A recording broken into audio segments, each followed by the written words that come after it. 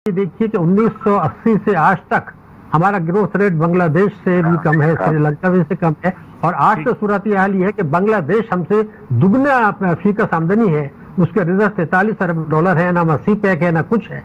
तो हम इतना पीछे जा रहे हैं, तो हमारे यहाँ करप्शन बढ़ रहा है। तो दोस्तों बहुत बहुत नमस्कार, जय हिंद, स्वागत है आप सभी का आज के इस वीडियो में। तो आज शनिवार का दिन है और आज दिन का पहला वीडियो है। तो पाकिस्तान के अंदर जो तब्दीली सरकार है, उसने पाकिस्तान के अंदर कुछ ऐसी तब्दीलियां लाई हैं, खतरनाक तब्दीलियां, कि पूरी तरह से पाकिस्तानी मीडिया के अंदर जो है वो बवाल मचा हुआ है। और आश्चर्य की बात तो ये भी है कि मतलब एक ऐसा मुल्क जिसको अपना स्टेट बैंक और पाकिस्तान को बेचना पड़ता है, गिरवी रखना पड़ता है IMF के पास, और लेकिन इसके बावजूद भी जो वहां की आर्मी है वो मिसाइल का टेस्ट करना नहीं छोड़ दी है। ये बड़ी आश्चर्य की बात है। और खास करके जिस तरह से उनको ये पढ़ाया जाता है पाकिस्तानियों को कि भारत ने 4 बार अटैक किए हमारे ऊपर, हम तो एक अमन पसंद मुल्क है, ये जो है बहुत पुराना डायलॉग हो चुका है पाकिस्तान का। और कई पाकिस्तानी ही है ऐसे जिन्होंने इसको एक्सपोज किया है कि भारत ने बल्कि हमने भारत के ऊपर अटैक किया है और हमेशा मुंह की हमें खानी पड़ी है। लेकिन इसके बावजूद भी जो हाल हो चुका है पाकिस्तान का वो तो आप सब देख रहे हैं। और एक और वीडियो इसी के ऊपर। लेकिन अगर आप चैनल पर नए हैं हमेशा की तरह, और अगर आप वीडियो देखते हैं रेगुलरली, तो चैनल को प्लीज सब्सक्राइब कीजिए, वीडियो को शेयर कीजिए, लाइक कीजिए। मुलाकात करते हैं आपसे जस्ट अगले वीडियो में। अपना ख्याल रखिए। जय हिंद, जय भारत। स्टेट बैंक का जो मुजवजा तरमीम की जा रही है उसके मुताबिक स्टेट बैंक एक आज़ाद और खुद मुख्तार हो जाएगा। उस हवाले से कुछ खदशात का इजहार भी किया जा रहा है। वो खदशात क्या है? वो खदशात ये हैं कि अब IMF पाकिस्तान को करेगा, जिसके नतीजे में टैक्सों की एक भरमार आ सकती है। ऑलरेडी पाकिस्तान के अंदर इनडायरेक्ट और डायरेक्ट टैक्सेस जिस तरीके से लिए जाते हैं उससे आम आदमी के लिए बड़ी मुश्किलात हैं। लेकिन अब अगर मजीद टैक्सेस लगाए जाएंगे तो फिर आम आदमी का हाल क्या होगा? ये वो हुकूमत है जो बार बार असद उमर साहब कहा करते थे कि पेट्रोलियम मसनूआत पर इतने टैक्स लिए जाते हैं और वो सारे सरकार के खजाने में जाते हैं और आवाम से लूट कर ये सारा पैसा सरकार अपने पास ले जाती है। लेकिन शायद अब इस हुकूमत में वो टैक्सेस माजी की हुकूमतों से कहीं ज्यादा हैं। लेकिन साथ दिलासा दिया जाता है, तसल्ली दी जाती है कि हम तमाम माफियाज के खिलाफ कार्रवाई करेंगे। ये कार्रवाई कब होगी? हुकूमत जाने के बाद। हुकूमत अपनी मुद्दत पूरी कर लेगी, तब पता चलेगा कि ये माफियाज कौन थे। वो फिर जब हुकूमत सरेंडर कर जाए माफियाज के सामने और हुकूमत कहे कि बड़े बड़े माफियाज बैठे हुए हैं, तो फिर मेरे ख्याल में ऐसी हुकूमत के ऊपर भी सवालिया निशान उठना शुरू हो जाते हैं। डॉक्टर शाह हसन सिद्दीकी साहब, आपने हुकूमत का मौक़िफ़ भी सुना, अपोजिशन का मौक़िफ़ भी सुना। इस वक्त होने क्या जा रहा है? नदीम बाबर साहब को हटाने से हम समझें कि पेट्रोलियम का जो बहरान पैदा करने वाले थे वो कैफरे किरदार तक पहुंचेंगे। माजी में तो ऐसा कुछ हुआ नहीं है, सारे बहरान पैदा करने वाले आराम से साइड पे हो गए।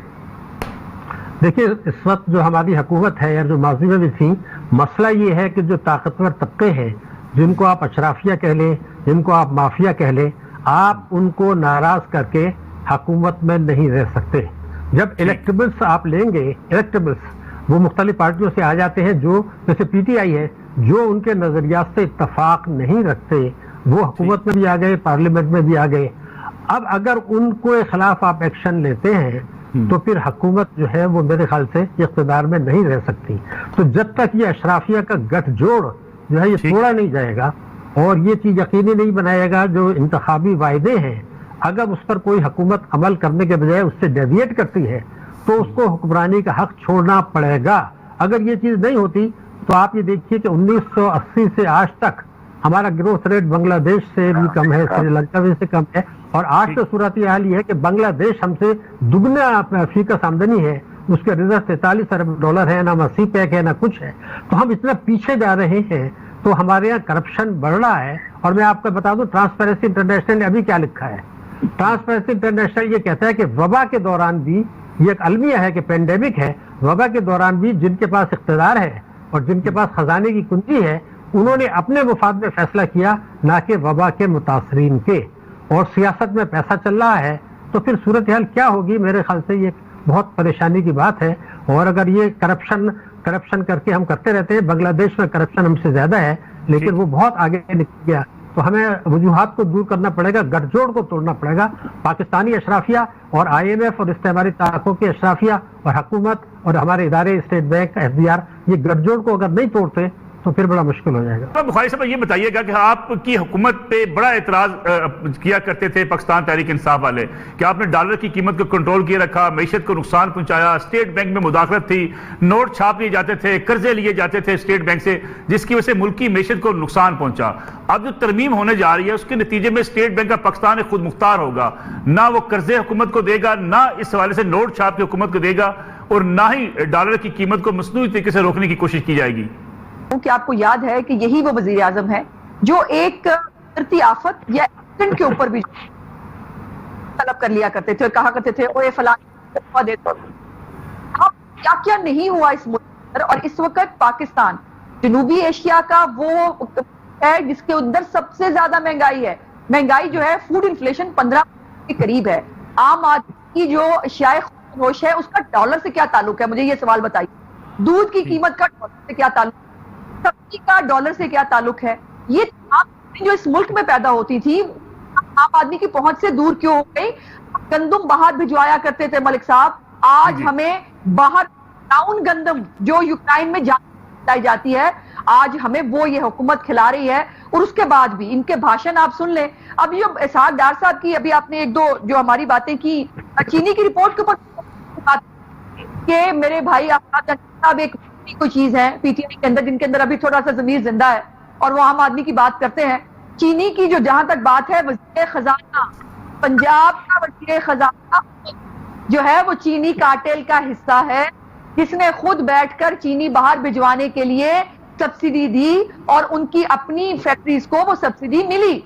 सो ये बातें जो है ये बड़ी दाऊद साहब का एक कॉन्फ्लिक्ट ऑफ इंटरेस्ट है, लेकिन उनको कोई पूछने वाला नहीं क्योंकि वो बंद है। और 2.5 साल में कोई एक बंदे के ऊपर बता दे पर कार्रवाई हुई हो। इनका काम सिर्फ रिपोर्ट छापना और अवाम के जो है वो सामने उनको बेवकूफ बनाना है। मईशत की बात कर लेते हैं। मईशत की कुछ ज्यादा बड़ी समझ मुझे नहीं है, तो डॉक्टर साहब के सामने जाहिर है वैसे भी बात करने से पहले बड़ा ध्यान से बात करनी चाहिए। लेकिन स्टेट बैंक की जो इस वक्त अटॉर्नी हैं उस पर तमाम जो माहिर मईशियात हैं, मैंने कैसर बंगाली साहब की जो है उनकी भी देखी, उनका बहुत और उनका कंसर्न इस बात से बिल्कुल वाक़िफ़ है कि आप जानते हैं डॉक्टर बाकर साहब जो है जो स्टेट बैंक के इस वक्त गवर्नर है, उनके ऊपर बड़ा शक है कि वो IMF के मुलाजिम हैं और IMF ने इस वक्त पाकिस्तान मैंने अभी देखा नेपरा को जो है इजाजत दी है बिजली की कीमत में उन्होंने जुलाई तक ₹7 करना है। इससे आप अंदाजा लगाइए कि महंगाई पाकिस्तान के अंदर कहां चली जाएगी। और कैसे बंगाली साहब के मुताबिक, बाकी तो उसके ऊपर डॉक्टर साहब बेहतर रोशनी डालेंगे, जो मैंने और पढ़ा उनके मुताबिक पाकिस्तान की जो हुकूमत है उसके पास तनख्वाहें देने के पैसे नहीं होंगे, उनके पास खुद डिफेंस के लिए मुझे समझ में नहीं आ रहा कि ये के जो है तमाम इसहाक डार साहब के दौर में, हमने आप ये बात जहन में रखिए, इसहाक डार साहब के दौर में पाकिस्तान ने पहली दफा IMF ट्वीट किया, उसको खुदा इसहाक डार साहब ने अगर मसनूई तौर पर डॉलर, उन्होंने महंगाई को 3% पर रखा था, उन्होंने पाकिस्तान की GDP को 5.8 गए थे। ये इसहाक डार साहब ने किया था, ये करते थे, ये कुछ तो करके दिखा देते।